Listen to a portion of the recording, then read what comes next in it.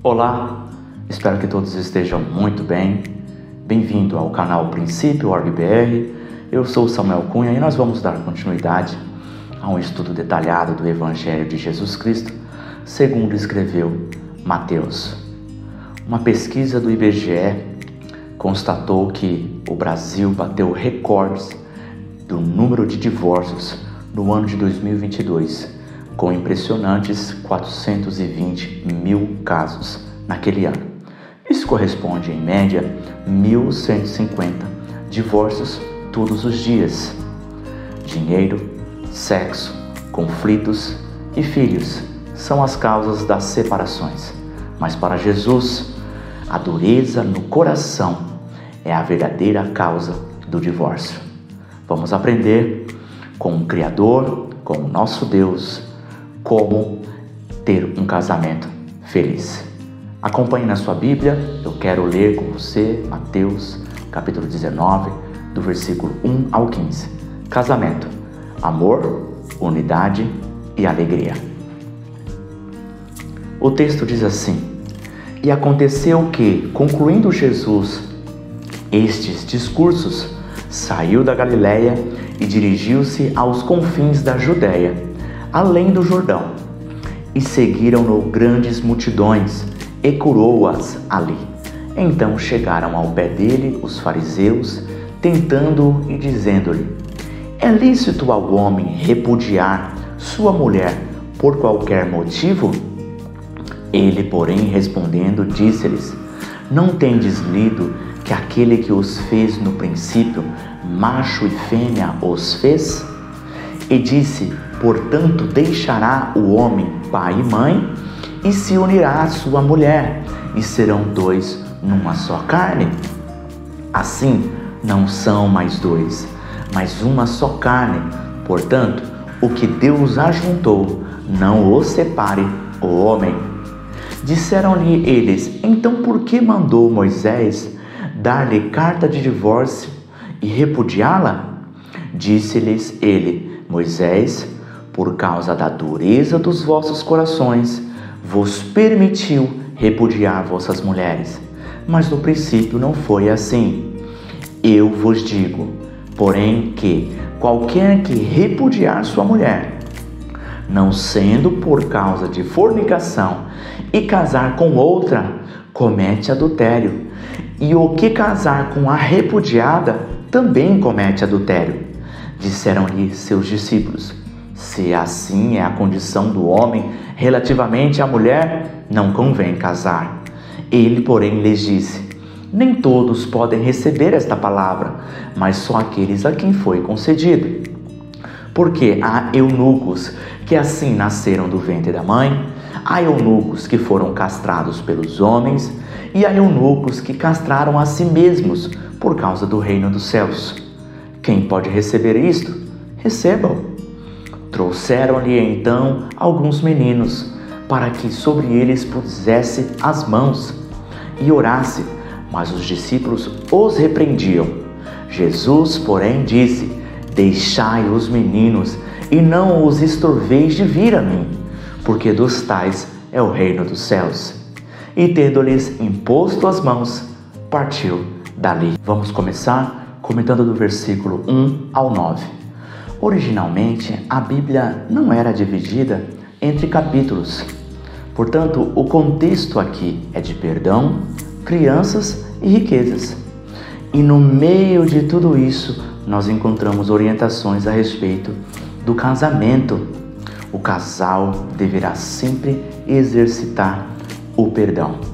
O dinheiro não deve ser um senhor naquela casa, mas sim um servo. E por fim, os pais têm a responsabilidade de levar seus filhos até Jesus, pois Ele é o único capaz de transformar corações. Vamos ver detalhes desse trecho muito importante da Palavra de Deus. Bom, esse é o começo do ministério final de Jesus na Judéia e Pérea, tá bom? Lucas diz: E aconteceu que, completando-se os dias para a sua assunção, manifestou o firme propósito, olha isso, de ir a Jerusalém, tá bom? Então, esse período, esse bloco, essa fase da vida e do ministério de Jesus, ela é bem melhor detalhada, mais detalhada no Evangelho de Lucas, tá bom? Principalmente de Lucas 10, no versículo 1, até o capítulo 18, versículo 14. Esse é um período ali onde Lucas ele vai dando vários ensinamentos de Jesus nessa fase, nesse período de Jesus, que ele está saindo da Galileia e indo para a Judéia, indo especificamente para Jerusalém, né, naquele caminho da morte, tá bom? Então, vou dar aqui alguns exemplos de que estão em Lucas para que você possa se recordar e se localizar e até mesmo saber o contexto desses ensinamentos de Jesus. Por exemplo, a missão dos 70. A missão dos 70 é nessa fase do ministério de Jesus, tá bom? A parábola do bom samaritano, uma parábola bastante famosa, também foi nesta fase. A parábola do filho pródigo, também. Mordomo infiel, uma parábola de difícil interpretação, mas com um ensinamento muito interessante a respeito da mordomia, está aqui também nesse contexto. Os 10 leprosos e a parábola do juiz iníquo. Todas essas parábolas e mais algumas outras, eu citei algumas, extraí algumas principais aqui, estão nesses capítulos, nesse período, nesse intervalo da vida de Jesus, tá bom? Só para a gente se localizar, é uma informação que eu acredito ser relevante para quem quer esse conteúdo, esse tipo de ensinamento, tá bom? Mas vamos lá. Agora, depois desses primeiros versículos, né? Principalmente versículo 1 e 2, nós temos aqui os religiosos chegando até Jesus e fazendo uma questão a respeito do divórcio. Qual é a opinião de Jesus a respeito do divórcio? Jesus cita, né, Gênesis, que foi um livro escrito por Moisés, e eles mesmos, os religiosos, argumentam, né, falando a respeito de que Moisés mandou dar, né? E Jesus depois corrige eles dizendo que permitiu. Vamos ver detalhes aqui. Então, vamos lá, para a gente entender um conteúdo histórico aqui, tá?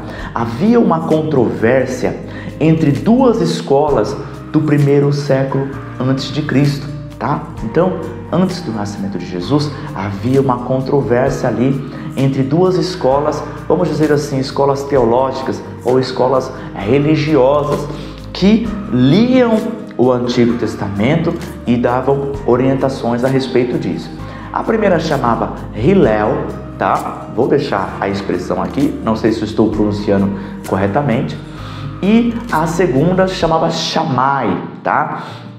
Eles tinham uma controvérsia a respeito da interpretação de Deuteronômio 24, versículo 1, que eu dito para você aqui. Quando um homem tomar uma mulher e se casar com ela, então será que, se não achar graça em seus olhos, por nela encontrar coisa indecente, e aí grifo coisa indecente, far-lhe-á uma carta de repúdio e lhe a dará na sua mão e a despedirá da sua casa. Então aqui é uma lei de Moisés que nós encontramos em Deuteronômio 24, versículo 1.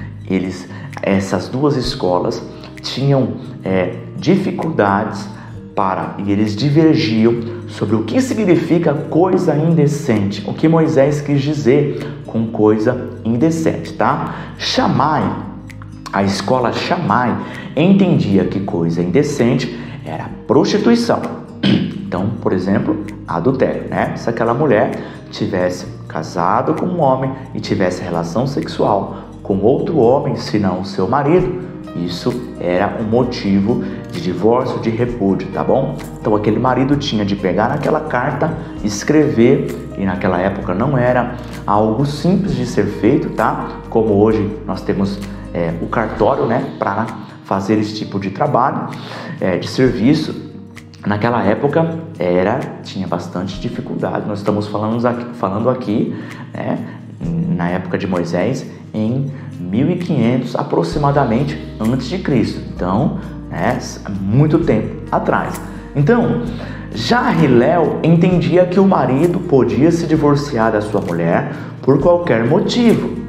Até mesmo, estou lendo aqui um comentário do Bico, tá? Até mesmo se queimasse o alimento ao cozinhá-lo. Ou seja, então se o marido estivesse ali na sua casa e a sua mulher queimasse o alimento ao preparar ali o almoço ou o jantar ou até mesmo o café da manhã, aquilo poderia ser um motivo para o marido repudiar ou se divorciar da sua mulher, tá? Esse era o entendimento da escola Hillel. Muito bem. Jesus, usando Gênesis 2:24, afirma que o casamento deve ser uma união permanente. Essa é a ideia que ele está transmitindo aqui.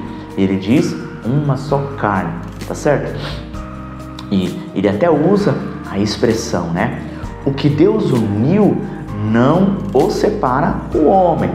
Muitas pessoas utilizam esse versículo para dizer assim: esse casamento aqui é de Deus e o que Deus uniu ninguém pode separar. Então, nem as brigas, nem o problema com o dinheiro, nem os filhos, nada vai nos separar, tá certo? Como se caso acontecesse o divórcio, é sinal de que Deus falhou com a sua palavra. Não é essa a ideia que Jesus está transmitindo, não é essa a verdade que a palavra de Deus está transmitindo aqui. As pessoas estão lendo isso com um erro de interpretação de texto.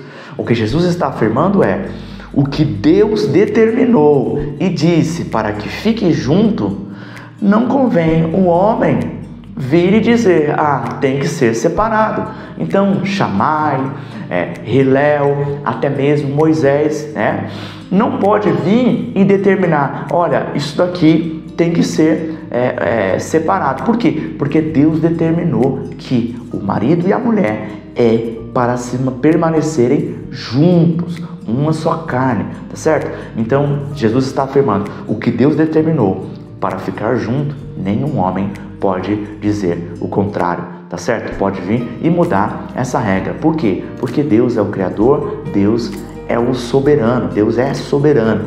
Então, se Ele tem uma regra, o único que pode mudar essa regra seria Ele mesmo e não os homens, tá certo? Então vamos lá para a gente tentar entender melhor isso aqui. Vou deixar aqui algumas referências, tá? E biblicamente eu preciso deixar aqui esta verdade, esse ensinamento. Biblicamente, segundo a opinião de Deus e do Senhor Jesus e dos apóstolos, o casamento ele é monogâmico, tá? Isso quer dizer que é um marido para uma mulher e é heterossexual, tá certo? Nós vemos aqui no texto, Jesus diz, falando, o homem deixará seu pai e sua mãe. É bem verdade que na história do Antigo Testamento nós vamos ver homens com várias mulheres, com muitas mulheres, né? Como foi o caso, por exemplo, de Salomão, de Davi, né? E de Jacó, por exemplo, tá certo?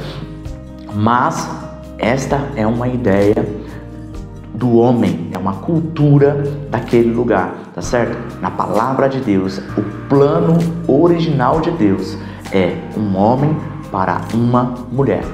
Você sabia que em um estudo de população, aproximadamente, obviamente não vai ser exato, mas para cada homem existe uma mulher. Estuda aí a quantidade de habitantes no mundo, no planeta Terra, de homens e de mulheres. Você vai ver que existe um número muito próximo, quase 50% de homens e mulheres. A própria natureza já transmite essa ideia de um casamento heterossexual, tá certo? A Bíblia deixa esta verdade e eu preciso afirmar isso aqui. Vou deixar referências aonde confirmam e apoiam esta ideia, tá bom? Vamos lá. Aqui nesse texto, Jesus diz que a única forma, tá? Nesse texto, a única exceção que é concedido o direito ao divórcio, a possibilidade ao divórcio, é uma palavra no grego que é porneia, tá? Porneia. Então, esta palavra, inclusive, é a palavra usada, no português para pornografia, Vem de origem disso, porneia, tá? E na tradução bíblica ARA, ela é traduzida como relações sexuais ilícitas. Aqui a tradução que eu li está sendo traduzida como fornicação. Não acredito ser, na minha opinião pessoal, a melhor tradução, tá? Na ARA é traduzido como relações sexuais ilícitas. É uma boa tradução. Na NVI, imoralidade sexual, também uma boa tradução. E na NTLH, adultério, tá certo? Eu acho que o adultério ainda limita essa questão, né? Porque nós temos, eu acredito que relações sexuais ilícitas seriam aí uma melhor tradução para esta palavra porneia, combinando com esse contexto, tá? Quero dar aqui a minha opinião pessoal, tá bom? A respeito de porneia. Então vamos colocar que tipo de pecados, de ações que nós temos nesta questão de relações sexuais ilícitas. Então nós temos tradicionalmente, obviamente, o adultério, que é uma mulher casada ou um homem casado manter relações sexuais com outra pessoa fora do seu cônjuge, tá certo? Adultério. Fornicação, tá certo? Então é uma pessoa casada manter relação sexual com outra pessoa que não é casada, tá certo? Um casado com um solteiro seria a fornicação. Homossexualismo, tá certo? Se encaixaria aqui em porneia. Bestialidade, como nós vemos na lei de Moisés a respeito de sexo com animais, tá certo? E alguns outros tipos também. E aí nós chamaríamos isso de pecados primários, tá certo? Então, nesses 4 casos que eu citei, seriam casos onde a Bíblia estaria permitindo o divórcio, dando o direito, não mandando e nem obrigando você a se divorciar. Aqui, a pessoa que está sofrendo isso, tá certo? Teria o direito. Secundários, vamos citar aqui, masturbação, pornografia e até mesmo devo citar olhares, tá certo? Porque a Bíblia diz, se você ler a Bíblia de uma maneira literal, né? Não usar o bom senso ou a interpretação, Jesus vai dizer que se com teu olhar cobiçar uma outra mulher que não seja a sua, no seu coração cometeu um adultério. Poxa, então se cometer um adultério, o adultério me permite se divorciar, então quer dizer que se o seu marido olhar para uma outra mulher, você vai se divorciar dele por causa disso. Evidentemente, né, o bom senso diz, pelo peso dos danos, que nestes casos não há permissão para o divórcio, tá? Essa é uma opinião pessoal minha a partir da leitura da palavra de Deus, tá bom? Então vamos lá. Tentei deixar aqui porque às vezes fala, poxa, relações sexuais ilícitas, do que nós estamos falando, né? Tá? Jesus corrige. Agora, devo colocar aqui um ponto importante. Eu não estou aqui apoiando masturbação, pornografia e nem o olhar com intenção de cobiça, tá certo?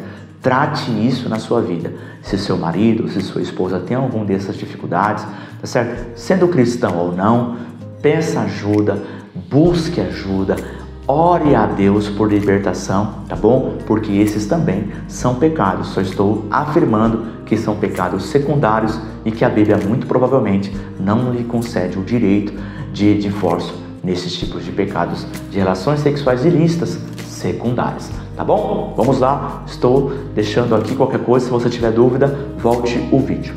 Jesus corrige os fariseus afirmando que Moisés permitiu o divórcio e não mandou, né? Então por que nos mandou Moisés? Tá certo? Então, Jesus está corrigindo os fariseus. Moisés permitiu, tá certo? Então vamos lá, para você entender o contexto histórico e tentar se colocar no lugar de Moisés, tá? Mesmo Moisés sendo o autor, o escritor ali de Gênesis e dizendo lá, né? O homem deixará seu pai e sua mãe, se unirá à sua mulher e ambos serão uma só carne, né? Então ele pegando aqueles princípios ali que Gênesis 2:24 tem. É incrível que em uma sentença só Deus conseguiu resolver vários problemas e colocar várias regras e planos e propósitos dele no casamento, certo? O homem, olha, deixará seu pai e sua mãe, ou seja, deixe a influência dos pais, agora você vai formar uma nova família, se unirá à sua mulher, ou seja, um homem para uma mulher, né? Macho e fêmea, já retira aqui a questão da homossexualidade, né? E também se unirá à sua mulher, ou seja, aqui permissão para sexo, né? Permissão para a reprodução, né? E ambos serão uma só carne, ou seja, fala de unidade, fala de uma nova casa, uma nova construção de família. Então, somente essa instrução, nós vemos vários pontos de afirmação, é algo realmente impressionante. Gênesis 2:24, quantos pontos Deus resolveu em apenas uma simples instrução e pequena instrução, tá bom? Então, Moisés permitiu o divórcio. Por quê? Por causa da cultura daquele cenário, daquela época, daquele povo, tá certo? Do povo hebreu, a cultura do Oriente Médio, até hoje, lá naquela região, homens podem ter mais de uma mulher, tá certo? A cultura daquele lugar. E Moisés, na verdade, permitindo o divórcio e fazendo com que o homem tivesse que escrever uma carta de divórcio e dar na mão para as mulheres, para a sua mulher, na verdade ele estava dificultando o divórcio, porque aquele marido teria de ir até uma escriba, contratar esse serviço. Então ali Moisés na verdade estava dificultando o divórcio e não facilitando. Além disso, era uma segurança para a mulher, porque se ela fosse encontrada com outro homem, ela poderia ser apedrejada, como por exemplo, né, por causa do adultério. Mas não, ela tinha como comprovar aqui, ó, eu me divorciei do meu primeiro marido, do meu segundo marido, do meu casamento, tá certo? Então, aquele documento dava proteção para a mulher, por isso que Moisés colocou essa lei. Ele não estava facilitando, muito pelo contrário, ele estava dificultando e além disso, dando segurança para a mulher e muitos outros propósitos, tá certo? Também. Bom, vamos lá. A causa raiz do divórcio, de todo divórcio, é a dureza do coração. Ou seja, resistência em ouvir e obedecer a palavra de Deus. E aqui eu posso citar alguns exemplos, tá? Um acha que faz mais que o outro. Isso é dureza do coração. Então o marido acha que o papel dele é mais importante do que o papel da mulher, tá certo? Então, pegando um cenário, vamos pegar tradicional e até antigo, né? Em que o marido tinha o papel de trazer o alimento para dentro da casa, né? Trabalhar e sustentar a família. Era o responsável pelas contas, né? E a mulher era responsável pela educação dos filhos e também pela alimentação, pelo cuidado da casa, das roupas, né? Pelos serviços domésticos e também o cuidado dos filhos. Então, o marido fica achando que a função, o papel dele é superior à da mulher. Isso é sinal de dureza do coração, tá certo? Coloquei aqui um outro exemplo. Falta de perdão. Então, nos conflitos entre o marido e a mulher, né, nas brigas, a falta de perdão é um excelente sinal, um evidente sinal de uma dureza do coração. Posso citar outro? A avareza, né? Tanto a mulher que gasta muito, ou o homem que é muito econômico, em excesso e acaba para as suas próprias necessidades, gasta o dinheiro, mas quando é uma necessidade da mulher, acaba restringindo. Então isso também é uma dureza do coração aqui que Jesus está explicando, tá bom? Então estou dando apenas aqui alguns exemplos. Poxa, o que é dureza do coração? Estou dando aqui 3 exemplos aí que acontece com frequência no casamento, tá bom? Portanto, o divórcio está na moda. Se não faz o que eu gosto, eu separo. Normalmente nós temos essa frase, esse princípio, esse conceito. Se o cônjuge, se o parceiro, se o companheiro não faz o que eu gosto, eu me separo e pronto, acabou. Mas Deus não mudou. E o divórcio, né, a não ser pelas condições bíblicas aqui colocadas por Deus, resultará muito provavelmente em adultério, se acontecer uma nova relação sexual ou um novo casamento, tá certo? Deus criou o casamento para o amor, para a unidade e para a alegria. Decida amar o seu amor todos os dias da sua vida. Acorde e decida amar a pessoa que Deus te colocou do seu lado. Ah, pastor, mas meu marido é tão chato, meu marido faz isso. Decida amar ele e ore por ele, tá certo? Pense menos no eu e mais em nós. Isso fala a respeito de unidade. Então, no casamento é eu. Isso é egoísmo, isso é orgulho, isso não é um princípio da palavra de Deus. Experimente pensar menos no eu e pensar mais no nós. Encontre no seu parceiro uma fonte de alegria, porque esse é o propósito de Deus para o casamento e é um dos planos do nosso Senhor. Vamos comentar agora do versículo 10 ao 15. Após ensinar sobre o divórcio e o novo casamento, Jesus agora fala sobre o celibato e nos incentiva a levarmos as nossas crianças até Ele. A melhor coisa que você pode dar para o seu filho é Jesus Cristo. Vamos ver esse trecho interessante da palavra de Deus. Bom, os primeiros versículos estão falando a respeito de celibato, né? Os discípulos, quando olham o conceito de Deus e de Jesus a respeito do casamento e as restrições quanto ao divórcio, Jesus falando, olha, apenas com relações sexuais ilícitas a pessoa terá direito a se divorciar, nada além disso. Então, quando os discípulos ouvem isso, eles falam, então é melhor nem se casar. E não se casar é celibato na Bíblia, tá bom? É o significado de celibato. Então, o texto deixa claro que o celibato não é o plano padrão de Deus, tá bom? O texto, a explicação de Jesus está muito clara, inclusive o texto também de Gênesis 2, Deus criou homem e mulher, macho e fêmea. Por este motivo, por esta razão, deixará o homem seu pai e sua mãe e se unirá à sua mulher. Este é o propósito e o plano padrão para o homem e para a mulher, que eles se casem, tá bom? Mas existem exceções a esta regra, a este conceito, né? E Jesus fala aqui de 3 tipos de celibato. Pessoas que nascem, como por exemplo, com impotência sexual, né? Neste caso, é uma recomendação, talvez uma opção para o celibato. A pessoa não se casar devido a esta dificuldade, tá certo? Imagine naquela época, né?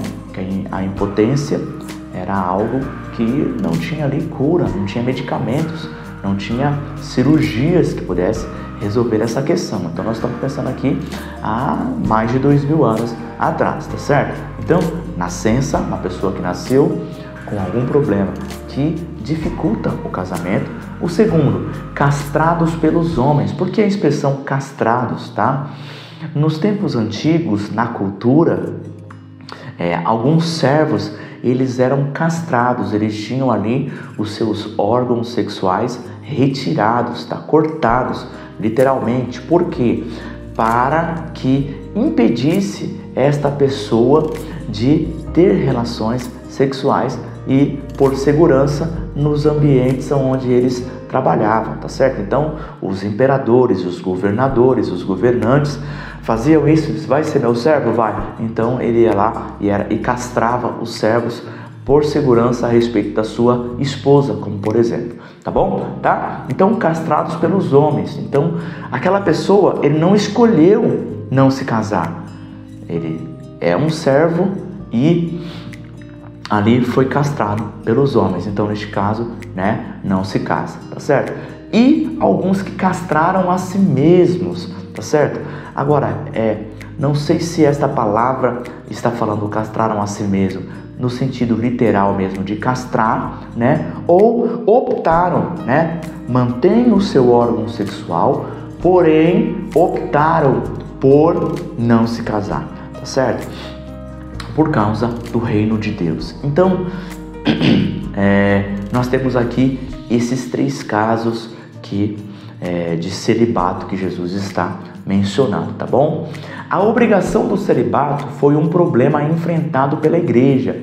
Você pode ler isso em 1 Timóteo 4:2, onde Paulo vai falar a respeito da proibição do casamento, também de proibição também de se abster de alguns tipos de alimentos que Deus criou para nós. Então, tanto o casamento quanto também alimentos, né? O próprio Jesus está na Bíblia, nos Evangelhos, que Jesus considerou, em Mateus 15, se não me falha a memória, Jesus considera assim puro todos os alimentos, obviamente, criados por Deus, tá certo? Então,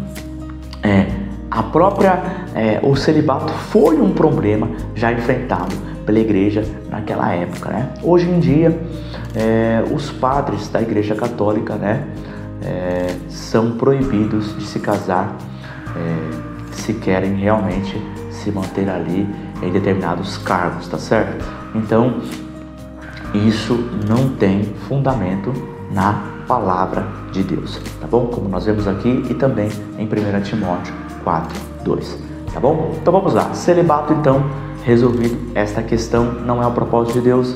Às vezes temos exceções a este caso, né? Como por exemplo, algum problema de nascença, né, que impede o casamento, alguma coisa, como na época de Jesus, castrados pelos homens, ou pessoas que optam, né, que voluntariamente decidem não se casar para que possa empenhar e gastar toda a sua energia para o reino de Deus, para o ministério que Deus tem na sua vida, tá bom? Vamos lá.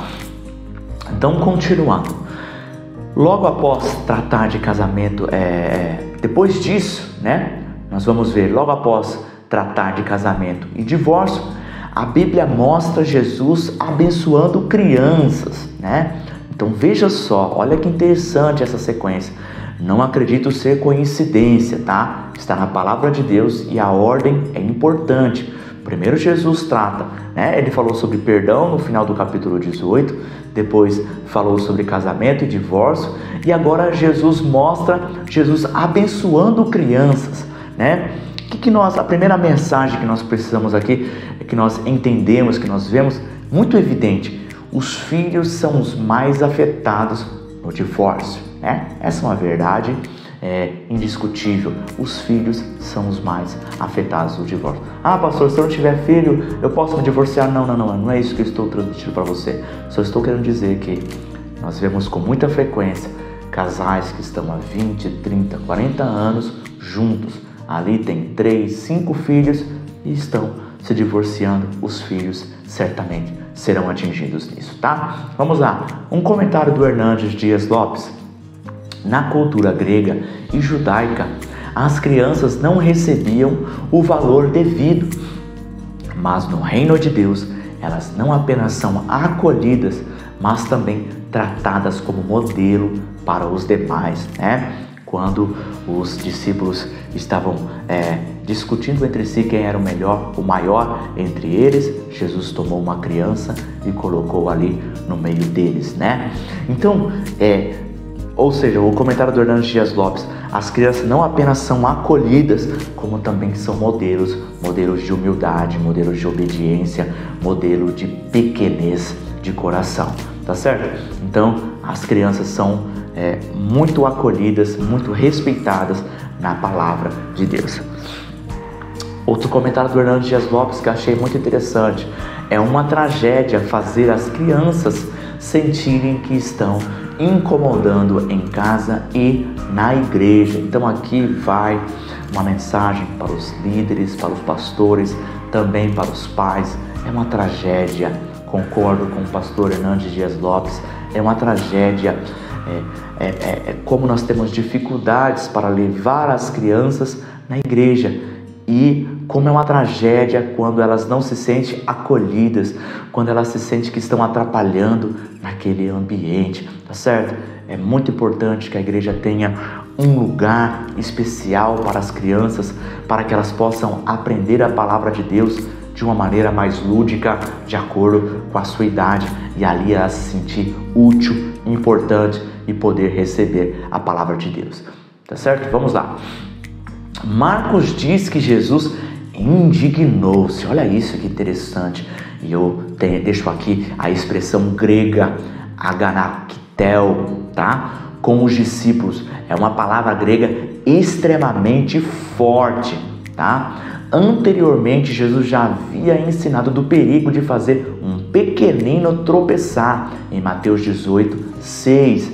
Então, meus irmãos, se na igreja ou na casa você está desvalorizando, você está desrespeitando, você está sendo um tropeço para as crianças conhecerem Jesus, você pai, você mãe que está sendo um mau exemplo no seu lar para uma criança, para o seu filho, saiba que isso tem um peso enorme aos olhos de Deus, aos olhos da palavra de Deus. Lembre-se da figura de linguagem usada por Jesus. Se fizeram desses pequeninos tropeçar, era melhor amarrar uma corda no pescoço com uma pedra bem pesada e lançar no mais profundo mar. Então, olha isso.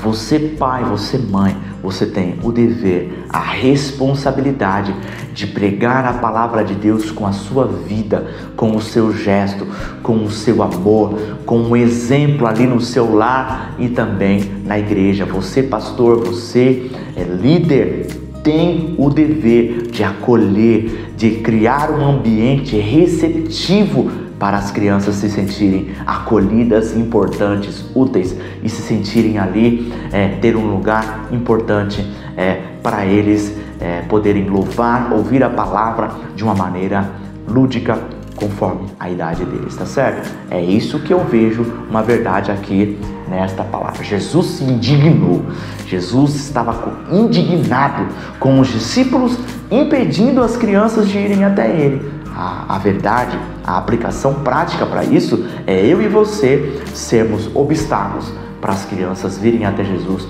para crer a palavra, para louvar o nome do Senhor, para aprender no templo e para receberem a salvação, receberem o Espírito Santo em seu coração, tá bom? Deixo aqui o meu recado. O ministério de casais e o ministério infantil é essencial para a igreja. Então, Jesus falou a respeito do divórcio, do casamento, agora está falando a respeito de impedir as crianças de chegar até eles, né? Repreendeu os seus discípulos, abençoou ali aquelas crianças. Então, eu aprendo aqui que o ministério de casais e o ministério infantil são pilares da igreja do Senhor Jesus Cristo. Nós precisamos ter departamentos, áreas específicas para esses dois pilares da igreja do Senhor, para tratar problemas com relação ao casamento e para tratar, para criar um ambiente acolhedor para as crianças que vêm até os cultos, tá bom? Muito importante. Portanto, inclua Deus nas decisões da sua vida. Eu aprendo aqui, tá? Como se você deve se casar ou não, né? Muito provavelmente que Deus vai apoiar isso, 99% de chance. Com quem você vai se casar e quando você vai se casar, tá? Inclua Deus nessas decisões tão importantes da sua vida, tá? Está aí nas decisões mais importantes da vida, né? Com quem você vai se casar e também como você vai se trabalhar e a maior de tudo, se você vai decidir servir ou não, obedecer ou não a Deus, tá bom? Seus filhos também são pecadores. Ore todos os dias pela transformação e para que sejam cheios do Espírito Santo. Eu tenho 2 filhos, sou pai, estou casado há mais de 18 anos, tá? Sou pai de 2 filhos e sempre faz parte da minha oração e quero dar aqui a minha dica para você, pai e mãe, para orar pela educação, né? Pela escola dos filhos, para orar pelo futuro trabalho deles, para orar para que eles escolham com sabedoria e tenham direção de Deus com relação ao seu cônjuge, né? A escolha do cônjuge e também para que sejam salvos, transformados e que sejam cheios do Espírito Santo. Então eu deixo aqui a minha dica, o meu conselho para que vocês Orem pelos seus filhos, principalmente nessas áreas. Muitas outras coisas nós podemos orar pelos nossos filhos, né? Com as dificuldades que nós vamos tendo diante do crescimento. Eu sou pai do Miguel, que tem 16 anos, da Isabela, que tem 10 aninhos. São, assim, amores da minha vida. Eu aprendi muito com eles e aprendi muito a respeito do amor de Deus com esses dois meus filhos. Então deixo aqui, ore pelos seus filhos todos os dias, em especial nesses pontos que são importantíssimos na vida deles, tá bom? Também ensine a palavra de Deus de uma forma leve e principalmente com o seu exemplo, né? Não adianta você querer ser bruto e tuchar na garganta, né? Na mente do seu filho. Isso, ensine de uma maneira leve, de uma maneira sutil, né? Compre uma Bíblia na linguagem, na NTLH, né, para o seu filho. Senta com ele, leia a Bíblia você, convide ele para ali, tente incentivar, dê prêmios para ele se ele sentar ali e aprender a palavra de Deus com você. Tenta explicar textos mais leves, como por exemplo a história de Jonas, Gênesis, né, a história do Senhor Jesus, né? Não vai querer dar um curso de teologia para o seu filho, né? Explicar o Apocalipse para ele, mas tenha sabedoria ensinando coisas leves de uma maneira lúdica. Também deixo aqui o meu recado, é responsabilidade, segundo Deuteronômio 6, dos pais, ensinar os seus filhos. Também está em Efésios, no livro de Efésios, Paulo também fala a respeito de criar os seus filhos na disciplina e admoestação do Senhor, tá bom? É uma responsabilidade do pai e da mãe, tá bom? Vamos lá. Seu filho é um filho de Deus que foi dado em suas mãos para você levá-lo até Jesus. Eu gostaria agora, nesse bloco, de comentar a respeito de qual é a vontade de Deus para o casamento e também a vontade de Deus para essa escolha de toda a vida, né? A escolha do seu cônjuge. Vamos ter alguns detalhes a respeito disso. Bom, em primeiro lugar, Deus criou o casamento devido ao amor. O amor é o primeiro motivo de Deus criar o casamento, tá? Em Efésios 5:25, a Bíblia diz: vós, maridos, amai vossas mulheres, como também Cristo amou a igreja. Olha esse padrão que interessante. E a si mesmo se entregou por ela, tá? Não existe lugar melhor para exercitar o amor do que no lar. Então, o lar cristão é o melhor lugar para você exercitar o amor. Não adianta você ter uma vida toda gentil e delicada na igreja ou no seu trabalho, se no lar você não consegue exercer o amor. Ali o amor será exigido, principalmente através do perdão e da bondade, da gentileza, tá bom? Amor não é um sentimento, mas é uma decisão. Então você, mulher, você, esposo, esposa, acorde todos os dias com essa decisão de poder amar o seu cônjuge, tá bom? Primeiro motivo, amor. Segundo motivo, por quê? Qual foi a causa de Deus criar o casamento? Unidade. Amós 3:3 diz: porventura andarão dois juntos se não estiverem de acordo, tá? Em Mateus 12:25, Jesus também diz: todo reino, cidade ou casa dividida contra si mesmo não subsistirá. Olha isso, a divisão, o conflito, a briga, o conflito constante é uma atitude, é uma estratégia de Satanás para dividir tanto uma nação ou uma cidade, que é algo médio. Uma nação é algo grande, uma cidade é algo médio e uma casa que é algo pequeno. Deus criou a família, o casamento e a geração de filhos para termos ali um pequeno grupo e nós podemos exercer o amor entre nós e nós agimos com unidade, com acordo, tá bom? Serão dois numa só carne, diz o texto aqui de Jesus e também Gênesis, né? Eu e ele agora é nós, né? Meu e minha agora é nosso a partir do casamento. Então, compreenda que o casamento é uma oportunidade para o marido e a mulher em unidade potencializar a oração. Se vocês têm algo em comum, orem juntos. Se vocês têm algo em comum, jejuem juntos. Se vocês têm um problema, uma necessidade em comum, experimente buscar a Deus em unidade. Você vai ver que isso espiritualmente, você vai experimentar que isso espiritualmente, segundo a palavra de Deus, aumenta a intensidade, a potência espiritual da oração, do jejum, dos pedidos, do trabalho como um todo, tá bom? Então vamos lá, unidade. Segundo, alegria.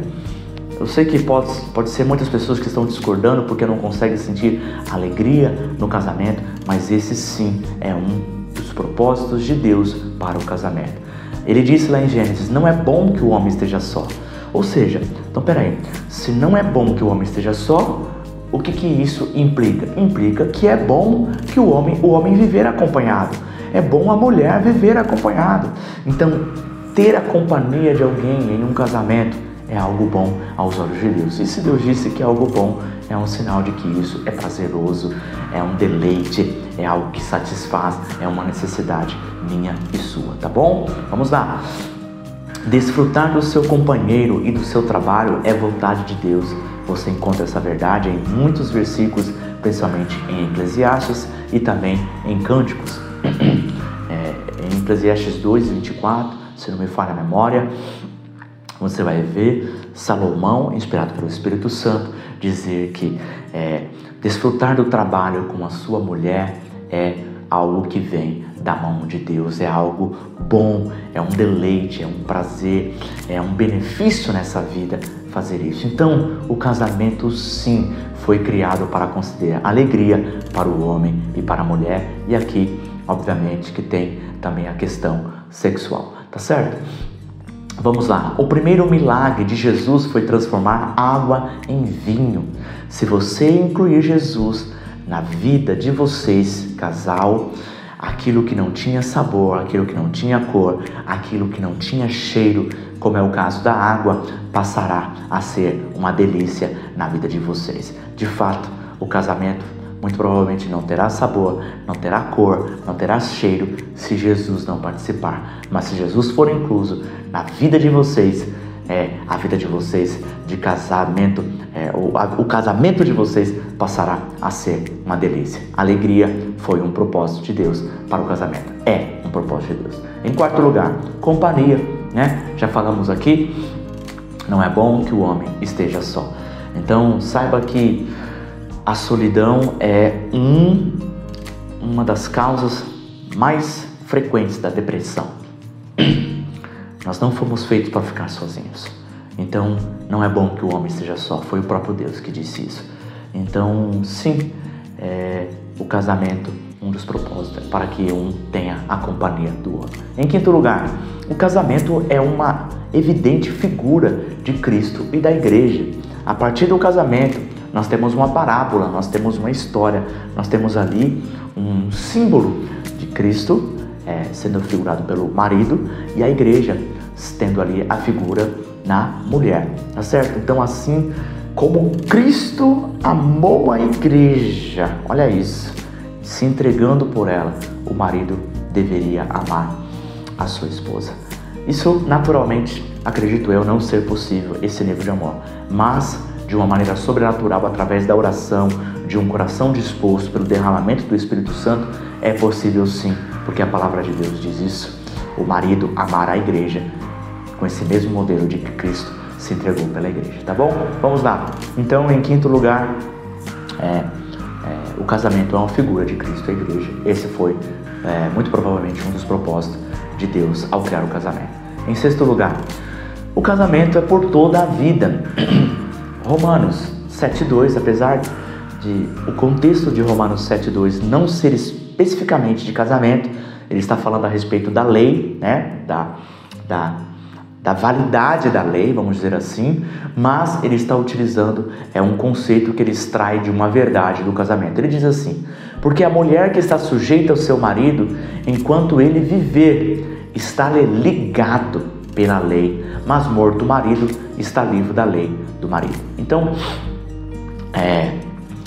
o propósito do casamento de Deus, o plano de Deus para o casamento é uma união para toda a vida, tá bom? Em caso de morte, um está desligado do outro, tá? Por último, em sétimo lugar, o propósito de Deus para o casamento, obviamente, reprodução, né?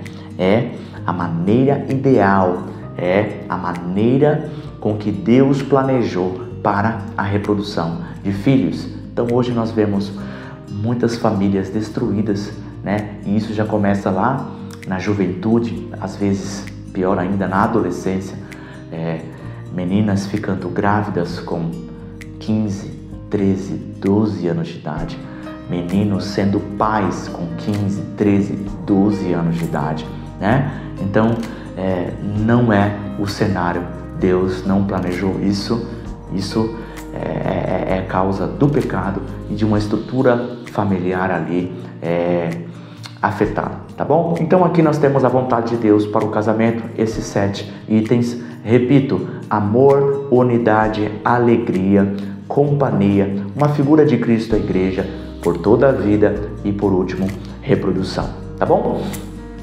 Agora eu quero falar também da vontade de Deus para a escolha de toda a vida, né? A respeito de você escolher esse cônjuge. Agora eu falo com os solteiros, tá? Solteiros, orem para Deus preparar seu cônjuge cristão. Nós vemos na palavra do Senhor, contanto que seja no Senhor, né? Se você está assistindo esse vídeo, muito provavelmente você é um seguidor de Jesus. E se você é solteiro, ore para Deus preparar um cônjuge para você. E o primeiro critério é contanto que seja no Senhor. Ou seja, que a pessoa que você vai escolher para ser o seu parceiro de toda a vida, que seja alguém que sirva também ao Senhor. Nós vou te dar aqui alguns exemplos. Eva, em Gênesis 3,15, né? O próprio Adão, em um texto bastante engraçado, vamos dizer assim, e reflete bastante o padrão do ser humano de colocar a culpa no outro, né? Quando Deus questiona Adão, ele diz: foi a mulher que tu me deste, ou seja, Deus deu Eva para Adão. Primeiro exemplo. Segundo exemplo, em Gênesis 24, nós vemos Deus dando a direção para Isaac quanto a Rebeca. Deus deu Rebeca para Isaac, tá? Em Provérbios 18, 22, perdão, na tradução NVI, quem encontra uma esposa encontra algo excelente, recebeu uma bênção do Senhor. Olha isso, recebeu uma bênção do Senhor. Então Deus, pela palavra dele, quer participar, estar envolvido nessa importante decisão da sua vida, tá? Casas e riquezas herdam-se dos pais, mas a esposa prudente vem do Senhor. Provérbios 19, 14, também na tradução NVI. Então, Deus pode e quer participar dessa importante escolha da sua vida. Você solteiro que ainda não decidiu com quem vai se casar, tanto mulher quanto homem, né? Apesar dos textos sempre falarem aqui a respeito da esposa, mas o inverso também é verdade. Você mulher, menina, jovem que está aí solteira e ainda pretende namorar, noivar e se casar, escolha isso, inclua Deus nessa importante decisão da sua vida. Jesus aqui nos versículos 10 e 12, ele diz: mas só aqueles a quem foi concedido. Ou seja, Jesus deixou claro que cada homem e mulher deve considerar a vontade de Deus a respeito do casamento. Esse é um comentário do Risby e também do Hernando Dias Lopes, que dizem a mesma coisa. Então, deixa Deus decidir isso, deixa Ele participar disso. Quantas pessoas hoje estão solteiras por vontade própria e não foi esse o plano de Deus para a vontade desta pessoa. E o inverso também, né? Apesar de ser raro, quantas vezes a pessoa está casada e o plano de Deus era para que essa pessoa ficasse solteira, né? Vamos pegar um caso, por exemplo, de alguém que com 70 anos de idade, com 65, acaba ali ficando viúvo, né? E está procurando alguém para se casar de novo, enquanto na verdade a vontade de Deus é que depois daquela morte, falando de algo personalizado e exclusivo para aquela pessoa, foi que aquela pessoa ficasse solteira por algum motivo. Então busque a vontade de Deus, deva ou não se casar, sabe? Você precisa ter esse relacionamento com Deus, buscando isso através da oração, tá bom? Paulo disse que ficar solteiro pelo reino é um dom que Deus dá e que devemos ser conforme a sua vontade. Vou deixar a referência do texto bíblico aqui. Então, solteiro, casado, com quem, quando, deixa Deus decidir isso para você. Peça o apoio, a direção de Deus a respeito disso, porque é uma decisão extremamente importante quanto a isso, tá bom? Família é um projeto de Deus e Deus não tem planos ruins. Então, em cada escolha da sua vida, ore buscando a vontade de Deus, pois ela é sempre boa, agradável e perfeita. Eu gostaria de aproveitar essa oportunidade para fazer um breve comentário sobre o divórcio e um novo casamento, à luz da palavra de Deus. Vamos lá. Primeiro cenário: quando o marido e a mulher são cristãos, os dois são crentes, né? Crentes creem no Evangelho de Jesus. Qual é a orientação à luz da palavra de Deus? Fiquem casados até a morte.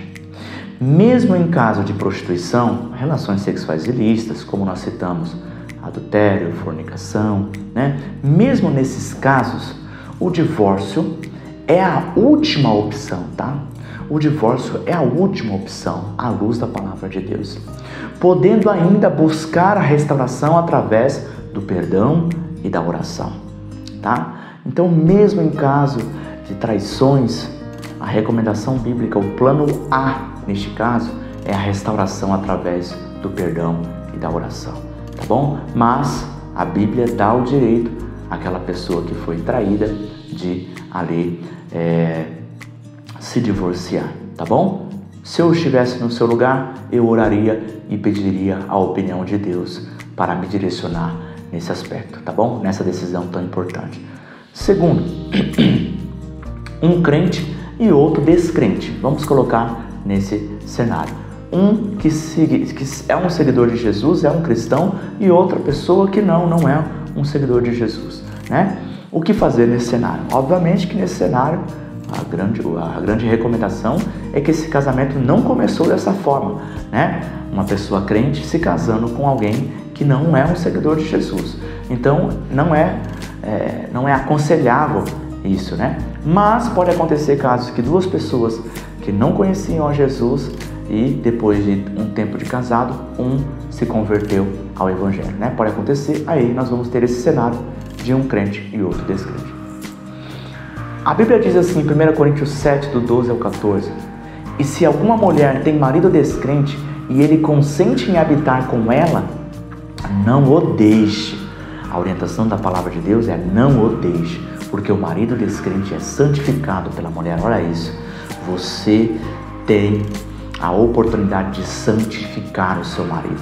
A luz vai vencer as trevas, tá certo? Então, o amor vai vencer o ódio, o orgulho, vai vencer o pecado. Então, a recomendação, o conselho da palavra de Deus é: se mantenha com esta pessoa. Pastor, o que eu faço? Ore por ele todos os dias. Ore pelo seu marido, ore pela sua esposa, se eles ainda não se converteram ao Senhor Jesus, tá bom? Agora, terceiro cenário que eu gostaria de citar à luz da palavra de Deus: abandono, tá? E eu leio aqui como apoio 1 Coríntios 7,15, que diz assim: mas se o descrente se apartar, aparte-se também, porque neste caso o irmão ou a irmã não está sujeito à servidão, mas Deus chamou-nos para a paz. Então vamos colocar um cenário aqui. João não é cristão e é casado com Maria. E a Maria é cristã. Isso acontece muito nas igrejas hoje em dia. A mulher, né, sendo uma seguidora de Jesus, indo para a igreja, mas o seu marido não se converteu ainda. O que fazer, né, neste caso? O primeiro cenário é: fique casado enquanto o seu marido está com você. Mas aqui nós temos um cenário: e se o marido abandonar a sua casa? Nesse cenário, de modo prático, espere alguns meses, né? Mas depois de, aproximadamente uns 6 meses, 1 ano, você vendo que foi realmente uma decisão do seu marido de ir embora, né? Aí é qualificado biblicamente como um abandono. Você está livre para se divorciar dessa pessoa à luz da palavra de Deus. Quarto, quarto cenário, um novo casamento, né? E aí eu uso como apoio um comentário do Risby e que também o Hernandes Dias Lopes concorda com esta palavra, tá bom? Com este conselho. O ideal é tentar a reconciliação. Porém, o versículo 15 do 1 Coríntios capítulo 7 parece afirmar que o abandono desfaz os votos do casamento e assim o cônjuge fiel tem o direito de se divorciar e de casar de novo, tá certo? Então, nesse cenário, novo casamento, até na questão do um abandono, né? Nós temos aí a questão da agressão física, né? Ou do adultério, então tudo isso se daria o direito a divorciar. Direito, não é uma obrigação. Sempre o plano A é o perdão e a reconciliação através da oração. A oração pode transformar muitos corações que estão longe. Pastor, já estou orando há tempo. Experimente o jejum, tá bom? Experimente o jejum. Pastor, já estou orando e jejuando. Experimente a oração e o jejum em conjunto. Vai até o seu líder. Busque ajuda de irmãos da sua igreja para buscar a restauração do seu casamento. Você vai ver que Deus, Ele faz quando o povo se une, estão em unidade, buscando restauração de vidas, tá bom? Vamos lá. Escolha bem seu cônjuge, pois espiritualmente você estará ligado a ele até a morte. A oração pode restaurar todas as coisas. Então, não desista. Vamos agora aplicar esse conteúdo da Palavra de Deus. E eu selecionei 8 frequentes problemas que acontecem no casamento e eu gostaria de fazer breves comentários em cada um desses pontos para tentar nos ajudar, tá bom? Vamos lá. Meus irmãos, o primeiro ponto, o primeiro problema recorrente no casamento, e eu quero mencionar aqui o sexo, tá? Não acredito que seja o número 1, mas eu quero colocar ele em primeiro lugar, porque o sexo é uma espécie de termômetro do casamento. Se o sexo está mal, é um sinal de que o casamento está mal. Se o sexo está bem, é um evidente sinal de que um casamento como um todo está bem, tá bom? Por isso que eu coloquei ele em primeiro lugar. Eu acredito que pesquisas vão demonstrar que o dinheiro sim é o problema que mais causa divórcio, tá bom? O dinheiro. Como o casal lidar com o dinheiro. Mas eu coloquei o sexo aqui em primeiro lugar. A ordem não significa que um é mais importante que o outro. É apenas uma ordem que eu achei interessante, tá bom? Porque o sexo é uma espécie de termômetro. Vamos lá. 1 Coríntios 7:5 diz assim: não vos priveis um ao outro, senão por consentimento mútuo, os dois concordarem. Olha o acordo aqui também. Em segundo lugar, por algum tempo, ou seja, um tempo limitado, para vos aplicardes ao jejum e à oração, olha isso, com um motivo espiritual ou uma causa que seja lícita, né? Importante, e depois ajuntai-vos outra vez. Por qual motivo? Para que Satanás não vos tente pela vossa intemperança. Meus irmãos, que texto bíblico importantíssimo para o casal. Leia aí na sua casa, 1 Coríntios 7:5. Então, o que ele está dizendo? Não é para se separar, a não ser que os dois concordem. Então, por exemplo, o marido quer fazer 10 dias de jejum. Se a mulher não estiver de acordo, Deus não está indicando para o marido não fazer esse jejum. Então é para os dois entrarem em acordo a respeito disso, sabe? Então, se a mulher vai, por algum motivo, se abster sexualmente, se o marido não concordar, não é para a mulher fazer isso. Então, os dois, se vão se abster sexualmente, os dois têm que estar em pleno acordo. Olha o princípio da palavra de Deus. Por um tempo limitado e por um motivo especial, por um motivo importante, não é por qualquer motivo, sabe? Então, poxa, a mulher está doente, né? Com uma doença tal, e isso vai levar meses para ser curada, passou por uma cirurgia, Poxa, tá aí uma situação que o marido uma situação positiva para o casal se abster sexualmente. Mas em um cenário ideal, a recomendação é para não se separar, não se privar, não se abster sexualmente, tá bom? Qual o propósito? Satanás vai tentar, tá certo?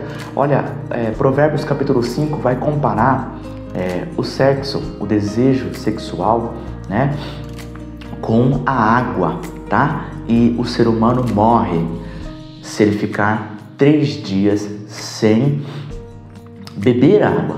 Então, eu acredito que aqui, pessoalmente, acredito que é uma mensagem bíblica. E se você for estudar a dinâmica do corpo do homem, né, depois de 3 dias, o desejo dele se renova, tá certo? Então, de um homem maior de 30 anos até 60 anos, vamos dizer, nessa faixa etária aproximadamente, tá? Então, eu diria, quero ser bem prático aqui, tá? Me permita ser bem prático. Se o seu casamento não existe relação sexual no mínimo 2 vezes por semana, é um cenário para você aí avaliar o seu casamento. Já estamos aí com um farol amarelo. Esteja atento ao seu casamento, tá? Se o seu casamento está com uma frequência sexual em meses, 1 mês, 2 meses, 3 meses, é um cenário crítico, tá bom? É um cenário crítico. Então, a frequência sexual será um termômetro para o casamento, tá bom? Se a qualidade não está boa, na opinião do marido, na opinião da mulher, sente com o seu marido, né? Ore a Deus antes, se você já sabe isso, ore a Deus antes e sente com o seu marido para ver ali o que vocês podem fazer nesse momento tão importante que Deus criou, não apenas para a reprodução, mas também para a satisfação e alegria do casal. Sexo é o primeiro ponto aqui que eu gostaria de citar, um termômetro do casamento. Segundo, papéis. Meus irmãos, eu extraí isso aqui de um curso muito interessante que se chama Casados para Sempre. Até aqui faço a minha indicação para que você, casais, façam parte deste curso Casados para Sempre. Busca aí no Google, busca se informar para que você faça esse curso. Ajudou bastante o meu casamento e participei e aconselho, sugiro isso daí, tá? O marido é o líder, a mulher é a apoiadora, tá? O marido é o responsável pela provisão, tá? Hoje em dia a mulher está querendo competir, né? Nós temos aí muitas mensagens de movimentos para a mulher competir com o marido com relação à provisão da casa. Esse é um papel, segundo Deus, para o marido, tá? A mulher ser administradora não é um mais importante que o outro. São papéis que Deus estipulou para melhor andamento da família, tá bom? O marido é o protetor. Não é pouca coisa o marido ter 30%, 50% mais força do que a mulher. Por que Deus fez isso? Por que Deus deu o seio para a mulher, né? Porque ela vai estar empenhada, um dos papéis dela é cuidar dos filhos, tá certo? Enquanto o marido está em busca da provisão. Então, um é mais importante que o outro? Não é isso, não é essa a questão. O ponto aqui é a respeito de papéis, tá bom? Se a gente entender e ter a humildade de cada um fazer bem o seu papel, nós vamos ter aí um ambiente muito mais agradável, de paz, de amor, tá bom? O homem protetor, a mulher auxiliadora. Em batalhas espirituais, nós vemos o homem como um guerreiro e a mulher com discernimento vai lá estar dando apoio para o marido em suas estratégias e como uma espécie de radar, tá bom? Falei sobre papéis. É bastante complexo, é algo bastante detalhado, mas eu preciso pelo menos dar uma pincelada para você a respeito disso. Terceira aplicação, filhos. Qual a melhor maneira, quais são os pilares para a educação dos filhos, segundo a palavra de Deus? Primeiro, oração. Tenho repetido isso aqui. Ore pelos seus filhos, principalmente quanto à salvação dele, a transformação do coração para ele ser cheio do Espírito Santo. Já citei aqui, ore também pela escola do seu filho, né? Ali ensino médio, fundamental, ensino superior. Ore também pelo futuro trabalho do seu filho. Peça a direção a Deus para ele escolher o cônjuge e para ele ser transformado, aceitar a Jesus, ser cheio do Espírito Santo. Mas também ensine a palavra para o seu filho através do exemplo e eduque seu filho com 2 pontos principais: amor e disciplina, que seja um equilíbrio entre amor e disciplina, e isso esteja ali na educação dos seus filhos, tá bom? Você é responsável a respeito disso. Em quarto lugar, como administrar o dinheiro no casamento, tá bom? Vou colocar aqui 5 Ds que você dê de dinheiro, né? Que são destinos do dinheiro, que talvez te dá aí uma ajuda. No próximo vídeo nós vamos falar bastante a respeito do dinheiro, né? Que vai ser o assunto do próximo vídeo, mas aqui eu destaco dízimo, primeiros 10%, primícias de toda a sua renda, dízimo na sua congregação. Doméstico, ou seja, para a sobrevivência ali, para a sua casa, né? Compra do mercado, aluguel e aqui sucessivamente. Em terceiro lugar, doações. Crie o hábito de doar o seu dinheiro. Isso vai tratar a avareza, a ganância.